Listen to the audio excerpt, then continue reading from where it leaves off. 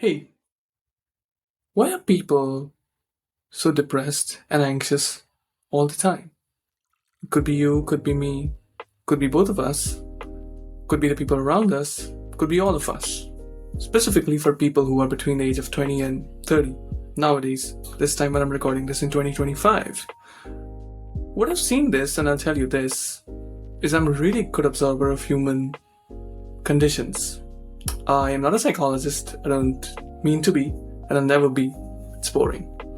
But you don't need to be a psychologist to know what are people going through. You just need to be a really good observer. Look how they speak, look how they talk. Even if they don't utter a single word, just see how their body reacts and functions. How they sit, how their eyes move, how their face reacts, how they grin, how they smirk, and you'll find out a lot. So what I found out from my observation, so-called, which is completely unprofessional, is that human being is a complex bunch and set of really same habitual thinking, which he or she does over and over and over again.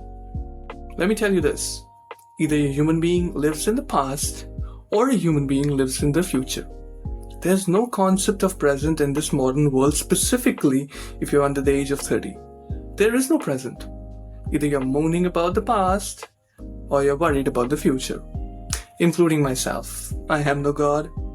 And maybe while I'm recording this, some part of my head is in the future and some part is in the past. Now, why is that? Why are we always even living in the past or worried about the future?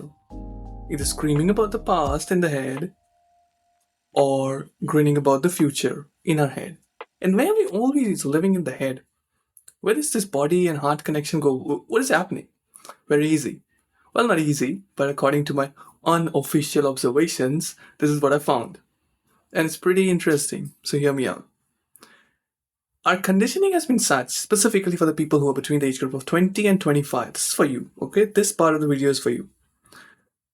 We have been conditioned that once you get to 22, which I am, so I can relate really much, you have got your college graduate degree or whatever, you're past that graduation age or are very coming close to the graduation age. Now you're going to do something very quick, and before the age of 25, you better have a 6-figure salary.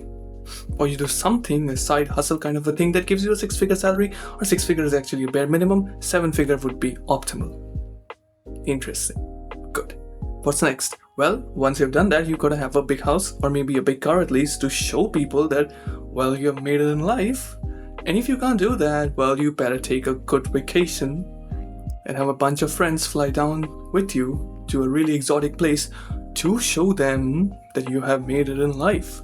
Oh, well, if you don't want to do that too, well, you better have $10 million in your IRA or some kind of an account, or you better have a lot of investments in order to show them that you have made it in life. Or if you can't do that too, well, you better have a job, and after you're done with the job, you have a side business or something that is making another 6 or 7 figure, so to prove them that you have made it all in life.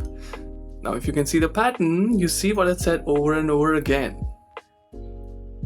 And if you listen to me properly, which you did, you recognize that I said to show them that you have made it, to show them that you made it, to show them and them and them. Who are these them? That's the problem. Because in order to show them, you forget how to satisfy him, yourself, himself, herself. I've met so many software engineers in my life, around my age, most of them older than me, a decade older, 2 decade older, who hate their job. Who hate their job, who are dreading, who are dreadful, who hate every second of it, but they still do it. You know why? Because they are been indoctrinated in that group. You gotta show them how it feels. You gotta show them. And this happens specifically in Asian family. I'm from an Asian family, I know this thing very well. You gotta show them. Or else how will they know that you are so smart and brilliant? Well, why am I even interested in telling them or proving them that I'm smart and brilliant? And you can ask this question. Because if you do, then you're not being a really obedient son or daughter. It's another challenge to be in an Asian family, folks. Try it next life. Try it.